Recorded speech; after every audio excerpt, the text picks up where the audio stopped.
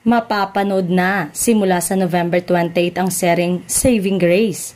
Kinumpirma nga ng video streaming platform na Prime Video na mapapanood sa kanila ang nasabing seryeng pagbibidahan ni Julia Montes at Sharon Cuneta. Pinost nga nila sa kanilang social media account ang unang poster ng serye at ang good news na mapapanood na agad-agad ito sa mahigit 240 countries at territories. Say nila sa caption, "There are no limits when it comes to a mother's love. Saving Grace is coming on November 28, only on Prime Video in the Philippines and over 240 countries and territories worldwide. #Saving Grace on Prime."